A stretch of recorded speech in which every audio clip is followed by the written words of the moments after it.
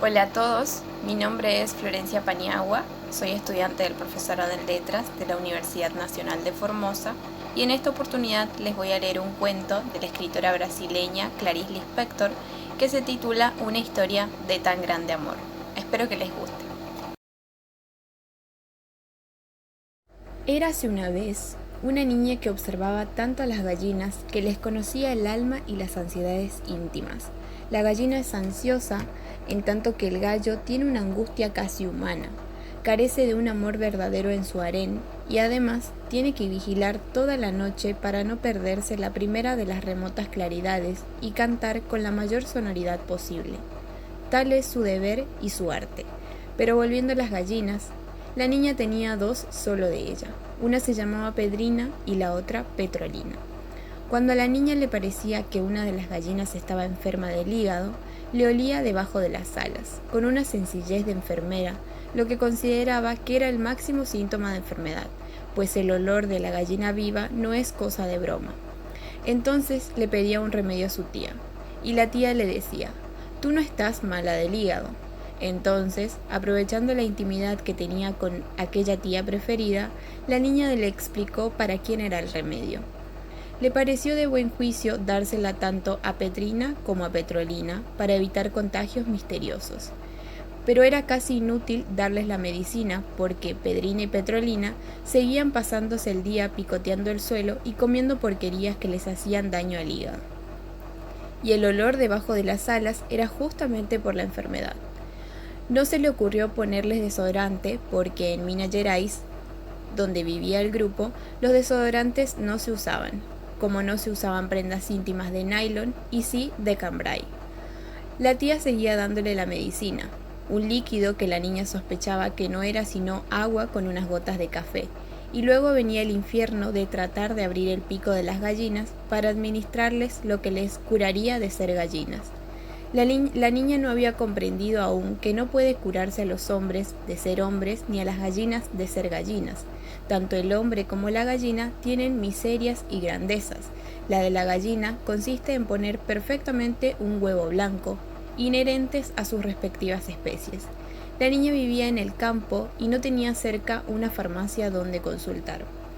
Otro infierno de dificultad era cuando la niña encontraba a Pedrina y Petrolina flacas bajo las plumas erizadas, pese a que se habían pasado el día comiendo. La niña no entendía que engordarlas significaba precipitarles un destino en la mesa, y reanudaba el trabajo más difícil, abrirles el pico. La niña se convirtió en una gran conocedora intuitiva de las gallinas de aquel inmenso huerto de Minas Gerais. Y, cuando creció, le sorprendió enterarse de que, en el argot de los rufianes, el término gallina tenía otra concepción. Sin notar la cómica seriedad que cobraba la cuestión, dijo: «Pero si es el gallo, que es un nervioso, el que quiere, ellas no lo hacen demasiado, y es tan rápido que apenas se ve. Es el gallo el que trata de amar a una sola y no lo consigue». Un día la familia decidió llevar a la niña a pasar el día a la casa de un pariente que vivía muy lejos, y cuando regresó ya no existía aquella que en vida se había llamado Petrolina. La tía le dio la noticia: «Nos hemos comido a Petrolina». La niña era una criatura con gran capacidad de amar. Las gallinas no corresponden el amor que se les da, y sin embargo, la niña seguía amándola sin esperar reciprocidad alguna. Cuando supo lo que le había pasado a Petrolina, odió a todos los que vivían en la casa, menos a su mamá, a quien no le gustaba comer gallina, y a los empleados, que habían comido carne de vaca y de buey. Al papá a duras penas podía mirarlo, era a él a quien más le gustaba comer gallina. La madre se dio cuenta de todo y le explicó: «Cuando comemos animales, estos se vuelven más parecidos a nosotros, porque están dentro de uno. De esta casa, solo somos nosotras dos las que no tenemos dentro a Petrolina. Es una lástima». Pedrina, secretamente la preferida de la niña, murió de simple muerte natural, pues siempre había sido un ente frágil. La niña, al ver a Pedrina temblando en el corral candente de sol, la envolvió en un paño oscuro y, una vez bien abrigada, la colocó encima de uno de esos grandes hornos de ladrillos que hay en Minas Gerais.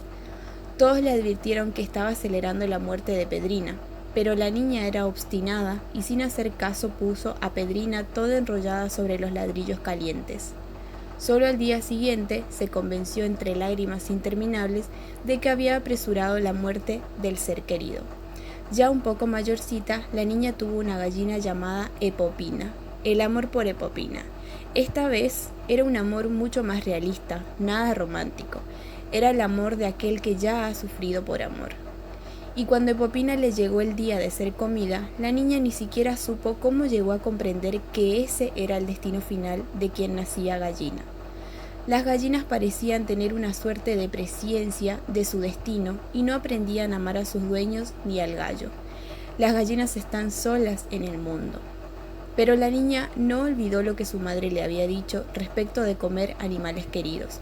Comió más de Epopina que el resto de las familias, comió sin hambre, pero con un placer casi físico, porque ahora sabía que de aquel modo Epopina se incorporaría a ella y sería más suya que en vida.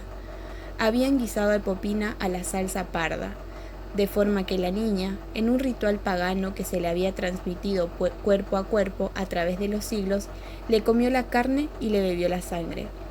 Durante la comida tuvo celos de los que estaban comiendo a Epopina. La niña era un ser hecho para amar, hasta que se hizo muchacha y aparecieron los hombres.